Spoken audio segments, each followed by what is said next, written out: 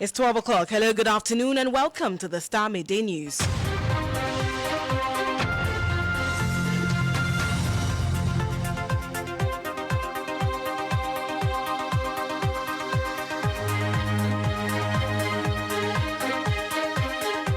And coming up in the bulletin, clashes erupt in Isojaman in the eastern region during voter registration over alleged busing of non-residents. We are live to our reporters for more as the EC switches to the offline mode of registration on day 3 of the exercise following continuous challenges with the network connectivity. Meanwhile, PNC flag bearer aspirant Bernard Mona has hit hard at the Jean Mensah-led Electoral Commission over their handling of the exercise so far. We have complained time without number that Electoral Commission stop being lazy. The Jean Mensah-led Electoral Commission is very lazy. Look, as a political activist, you go through the remotest corners of this country and you go and see Afarijan there.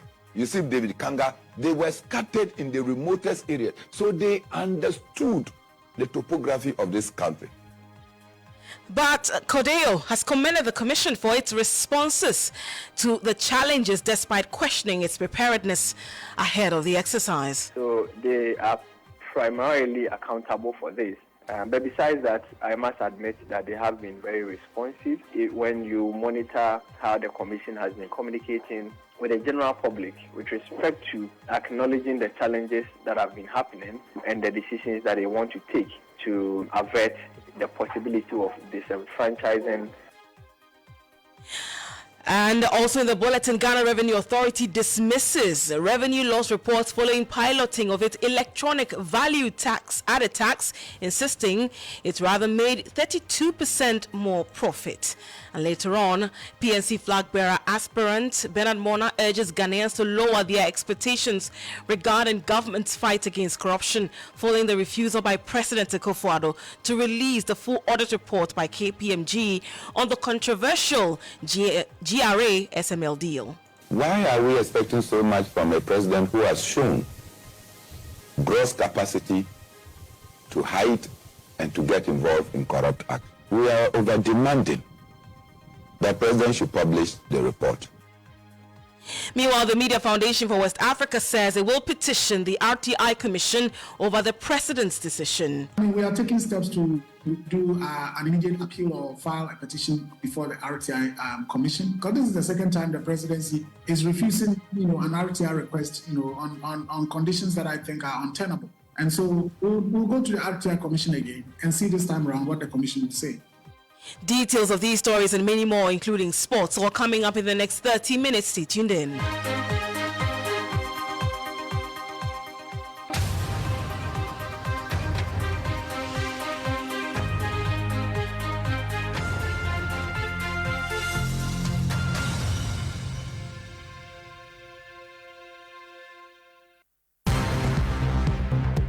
Star News is coming to you live on Ultimate 106.9 FM in Kumasi, Empire 102.7 FM in Takrady, Zeps 95.9 FM in Zebila, Nissim 100.1 FM in Lamshao, My Star Radio in the USA, also live on Facebook on Star 103.5 FM and on starfm.com.gh around the world. This is Star 103.5 FM, Star News.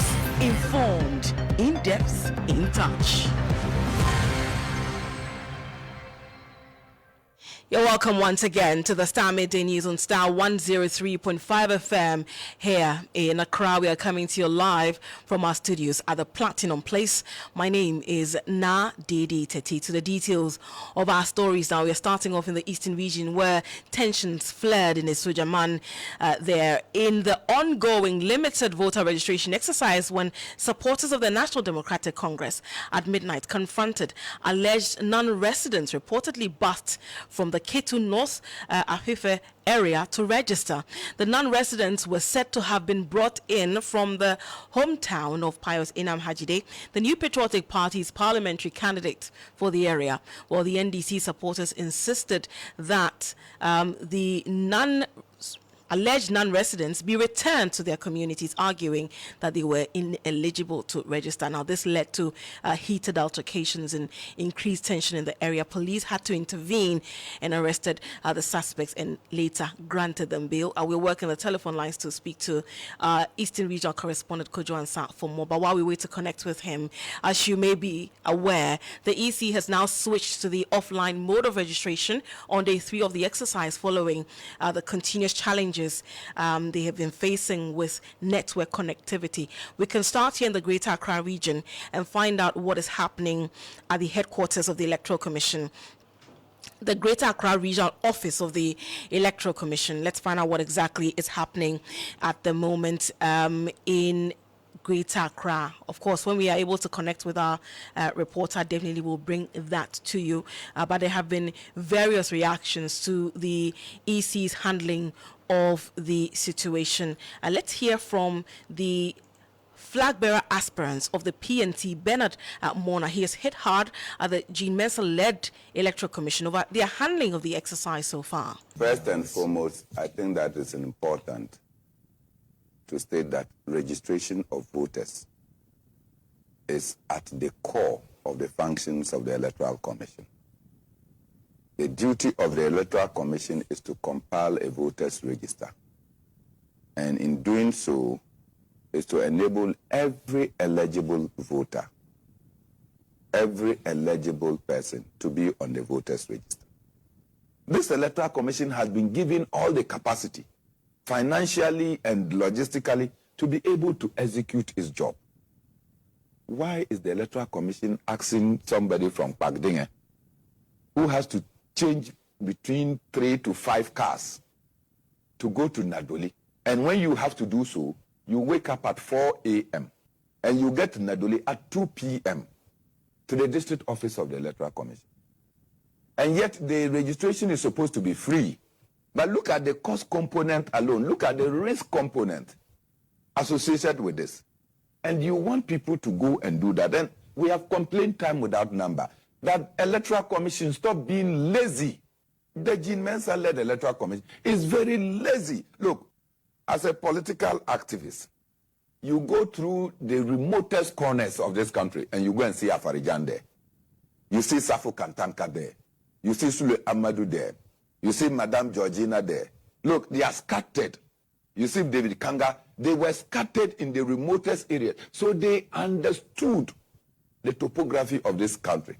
Said that if they are coming to work, they don't sit in Accra lazily and just announce that this is how we are going to do it. They stuck because they have gone round and they understand what it takes for somebody to move from one end to the other. Now, the Electoral Commission on the 6th announced to the whole nation, and you went and covered it, that they have done everything. All electoral materials have gone. All logistics have been deployed. They have made provisions for generators and what have you at every registration center. Day one, reality dawned on us. No place had a generator.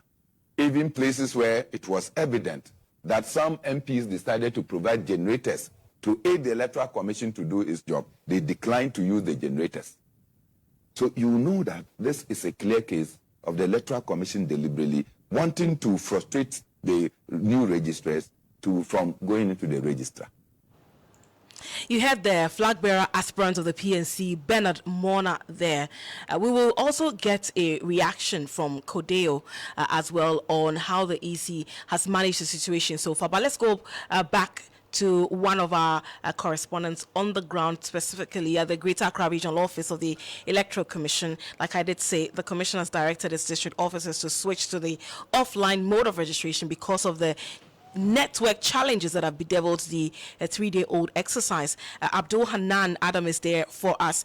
Hanan, what is the situation at the Greater Accra Regional Office of the EC today? Any improvement? Quite an improvement here compared to when the exercise began from Tuesday and Wednesday, that is yesterday. No form of acrimony at all, no controversies here. The number of party foot soldiers who troop in here without any business have significantly reduced because of the earlier allegations of barring people, allegations of registering minors and foreigners who do not have any business here. So for today, since the EC decided to adopt the new mode of registration, the lines or the queues have been moving very fast.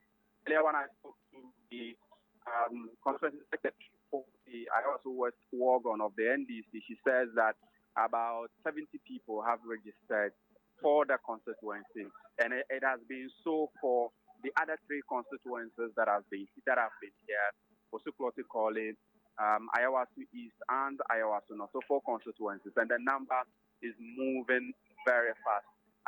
What is interesting is that you see a lot of students who are here to register.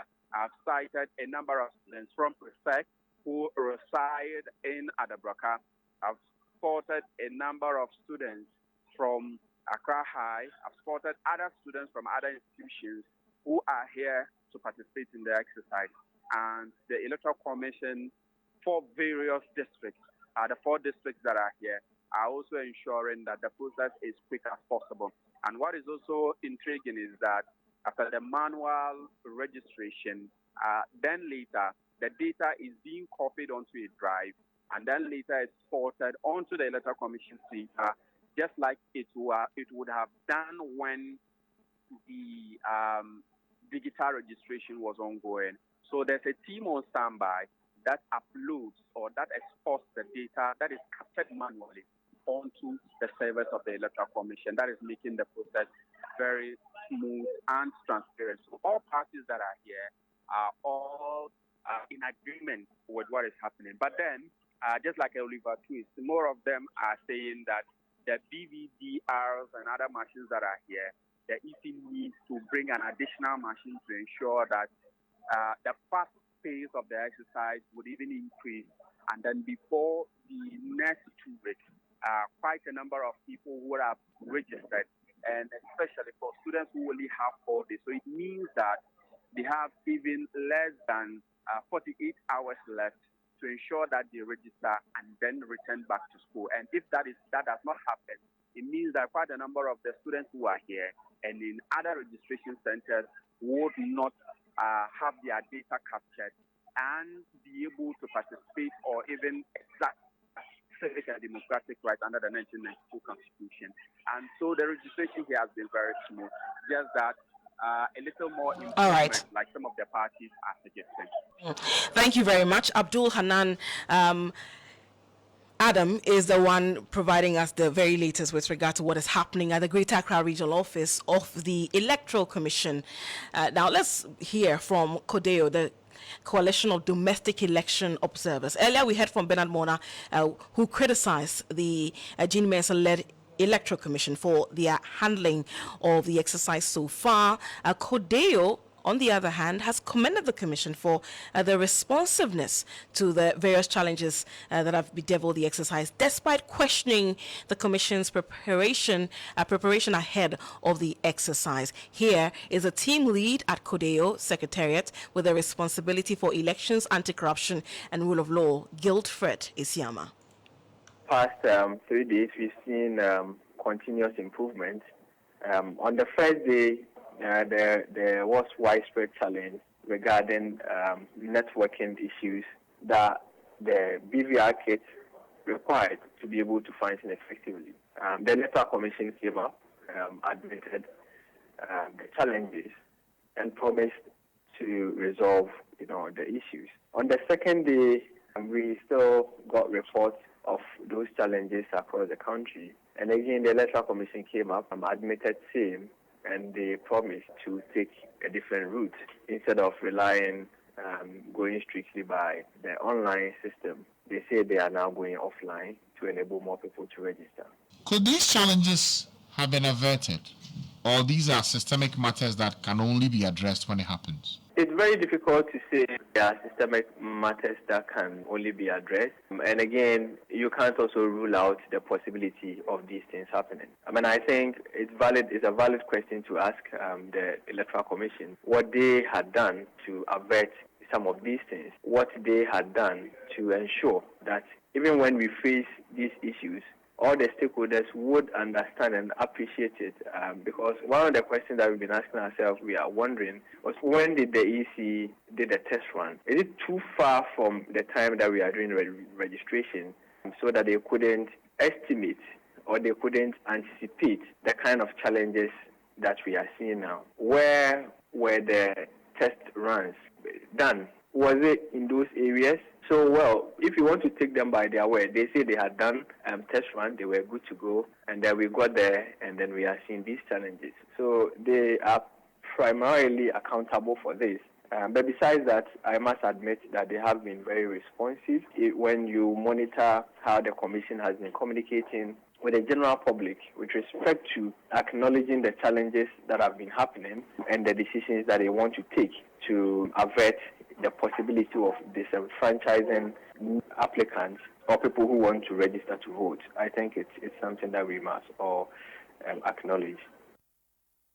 You heard there Guildfred Isiama. He is the lead at the CODEO Secretariat in charge of elections. So he is the team lead at CODEO Secretariat with the responsibility for elections, anti-corruption and rule of law. You're still listening to the Starr Midday News on Star 103.5 FM. Let's talk about the GRASML deal. And flag bearer aspirant of the People's National Convention Party, PNC, Bernard Mona, is asking Ghanaians to lower their expectations regarding the release of the details of the full report on the Ghana Revenue Authority and Strategic Mobilization Ghana Limited contract. Now, this follows the presidency's refusal to furnish the Media Foundation for West Africa with a full report on the audits conducted by KPMG into the contract.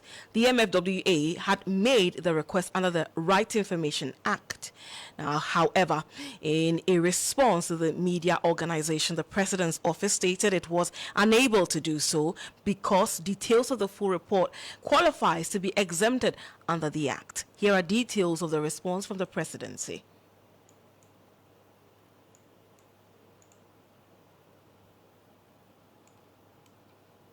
Upon careful consideration and in accordance with Section 5, Clause 1, Section A and B, Subsection I of the RTI Act, I regret to inform you that your request has been refused. Section 5, Clause 1, Section A and B, Subsection I states that information prepared for or submitted to the President or Vice President containing opinions, advice, deliberations, recommendations, minutes, or consultations is exempt from disclosure, and that disclosure of such information would compromise the integrity of the deliberative process by revealing the thought process, considerations, and influence on decision-making reserved for the highest offices of the land. The full KPMG audit report comprises opinions, advice, deliberations, and recommendations that are integral to the President's deliberative process and, therefore, qualifies as exempt information under Section 5, Clause 1, Section A and B, Subsection I. Understanding the public interest in the GRASML contract, the President has published the principal findings and recommendations of the KPMG report in a detailed press statement issued by the Office of the President on 24th April 2024. Thus, the public remains informed while respecting the statutory restrictions on specific disclosures. Please accept the President's best wishes. So that's those are the details of the response of the presidency. But this response has not been received well by the public, with many wondering why the secrecy. But, well, speaking on the Breakfast Review segment on GA Today, member of the NPP's communication team, Ernest Adede, defended the president's decision. That law that was invoked to make the demand also gives certain provisions that prevents the president from releasing the same reports to them. Makes provision. I was trying to get the law and read it. The same law says that if the president asks for something and it contains advice and contains other things that the president thinks, he cannot release it. He has a right to say he cannot release it. There's a reason why the people who promulgated that act, that law, put these factors. What if tomorrow somebody comes to say that there is a national security situation, there is a report, and Bernard Mona is a Ghanaian, I am a Ghanaian, and I say, Mr. President, release that report to the public, and it's classified. Or it is something that if you release into the public, it can create something. But that is why that provision is there. And this act, this particular issue we are discussing now, has advice in it, which the law says the president cannot release. So you had there a member of the NPP communication team reacting or defending the president's decision not to release the full report. However, flag bearer aspirant of the PNC, Bernard Mona, is urging Ghanaians not to expect much from the president. According to him, the president has failed in his fight against corruption. Why are we expecting so much from a president who has shown gross capacity to hide and to get involved in corrupt acts? So maybe we are over-demanding the president should publish the report. I wonder, probably Methuselah has to come and live again. For all the years that Methuselah have lived, if we bring that back, I'm not sure we'll get this report from the president. So, but we can't keep quiet. We keep talking about the rot that has been in the system for many to know that indeed President Akufo-Addo is the pregnant serpent of corruption and will deliver many very corrupt officials. You had the flag bearer aspirant of the PNC, Bernard Mona. Meanwhile, the Media Foundation for West Africa says it will petition the RTI Commission over the president's decision. Suleimana Brahima is executive director of the foundation and has been speaking with my colleague Joshua Kojo-Mensah. I think that it's either a deliberate misrepresentation or misinterpretation of that particular section of the Act, or it's just a way to hide behind certain legal provisions and not disclose the information, which ought to be a public document in the first place, because the president has already taken his decision on the KPMG report, indicated that he's accepted the recommendations of the report, and beyond that, giving directives on what has to be done by the contracting parties. And so one wonders when the authors of that response say that the KPMG report contains opinions, recommendations, and so on, and in their opinion, releasing it would affect the deliberative processes by the president. One then asks, what deliberative processes again? Is the president now going to engage SML to deliberate on the next steps, or GRA to deliberate on the next steps? I thought that the president, before releasing the report, had done all that. So for me, the provision they are citing would have applied if we had made this request prior to the president's communications about his decision on the KPMG report. And in terms of the processes, what next for the Media Foundation for West Africa? Well, I mean, we are taking steps to do an immediate appeal or file a petition before the RTI Commission, because this is the second time the presidency is refusing, an RTI request, on conditions that I think are untenable. And so we'll go to the RTI Commission again and see this time around what the Commission will say. You have the executive director of the Media Foundation for West Africa, Suleimana Brahima. Very soon we'll bring you the very latest in the world of sports, but just before we do that, the Ghana Revenue Authority has dismissed rumors suggesting that the piloting of its electronic value-added tax invoicing system resulted in significant revenue losses for the state. GRA says, contrary to the reports, the EVAT rather led to a 32% percentage increase in revenue. GRA also says the successful completion of the pilot phase with 50 taxpayers has contributed to a revenue boost of 124 million Ghana cedis. Now, I have here details of the statement issued by the Ghana Revenue Authority. I'll just take you through excerpts of it. It says that the Ghana Revenue Authority is confident of the significant positive impact that the EVAT will have on the VAT contributions and takes this opportunity to assure all stakeholders of a steadfast commitment to the comprehensive comprehensive and rapid implementation of the EVAT system. Successful rollout of the EVAT is poised to enhance revenue collection, combat tax evasion, and help promote transparency in tax administration as demonstrated by the pilot phase. The GRA takes this opportunity to thank all its clients for their cooperation and partnership as they continue to be on board. They continue on board them onto the EVAT system. So those are excerpts of that statement issued by the Ghana Revenue Authority. Let's now bring you the very latest in the world of sports. Today is May 9. Do you remember what happened? I'm joined in the studio by Jones Aji for the very latest. Good afternoon to you, Jones. What's in sports? Good afternoon. So, as he said, today is May 9th, and for our listeners who remember very well what happened at the Accra Sports Stadium, the Accra Sports Stadium disaster occurred at the Ohene Jan Stadium in Accra, Ghana on May 9th, 2001. It took the lives of 126 people, making it the worst stadium disaster to have ever taken place in Africa. 23 years down the lane, what have we learned from this disaster? The following report has more.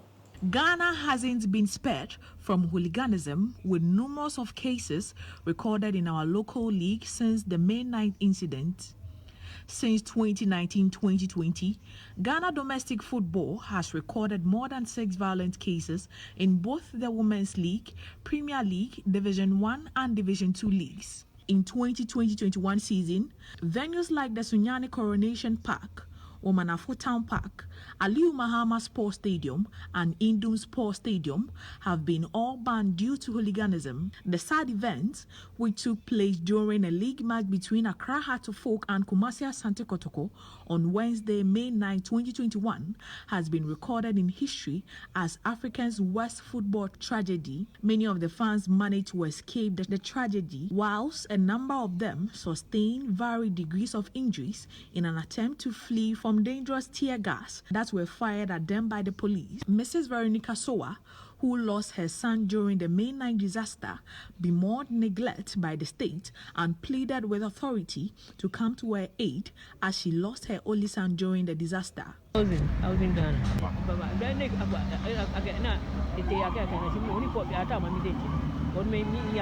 When my son died, I was given 1,000 Ghana cedis, which I shared with his father. Since then, no one has remunerated me again in any form. I have no one to take care of me. He was my only child. I only got food and water.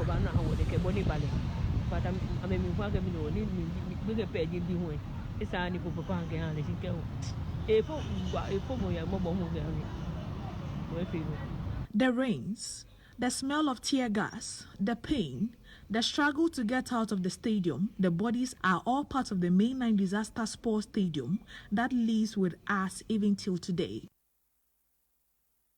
Right, so that's about the May 9th disaster. Let's move to the Ghana Premier League, where Accra Heart of Oak beat Samuel Wedu's Brekum Chelsea 3-0 to end their streak of winless runs.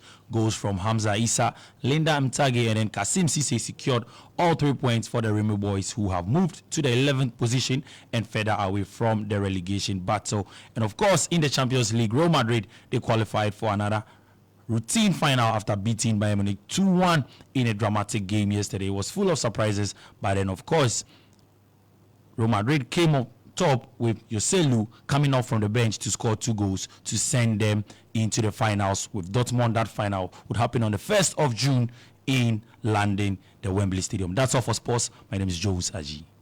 Thank you very much, Jones, for the very latest in the world of sports. Now, just before we go, traditional leaders in Gomwa Fete are condemning the shooting incident that resulted in the tragic death of Lance Corporal Michael Danso at Millennium City. In a strong-worded caution, the leaders called for calm so that the law can take its course. There's more in the following report. It will be recalled that GH1 News' Central Regional Correspondent Yao Boyjan reported on a story about Eja Sehene of Gomwa Bantama, Benlord Abebio, fatally shooting a military officer in front of the Millennium City Police Station during a heated dispute over land. In a press conference, the Trafohene of the Gomwa Asing Traditional Council and Chief of Gomwa Fete, Nana Abo Ata, unequivocally condemned the violent act. We wish to once again express our deepest regret about the unfortunate incident. We hereby condemn such incident.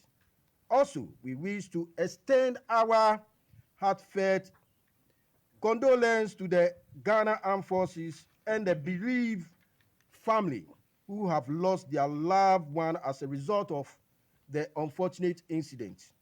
We wish at this juncture to express our profound gratitude. Queen Mother of Gomoafete, Nana Abne Wusua, extended her sincere apologies to the family of the deceased, the Ghana Armed Forces, and the nation as a whole.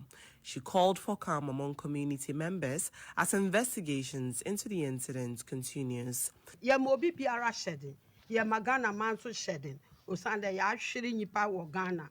Na here fete man titru ahema funu wonyeme ya adwenokor ema ye bunkotodwe yese mun shedding. Mobi biara shedding na ya damase. De here the sredi ya ye de tu mu anyim mu nyina mu ajatu. Na sese baby asem na ekodunu edu aban ni nsem ne daminti yesre obiara nya abotar kosi bra aban no wobaye hwehwem na ma wote baba no ye nyina yebetse. The tragic event has sparked outrage and sorrow within the community, with many calling for justice and a peaceful resolution to the long-standing land dispute. And that was a news desk report, ending today's edition of the Starr Midday News.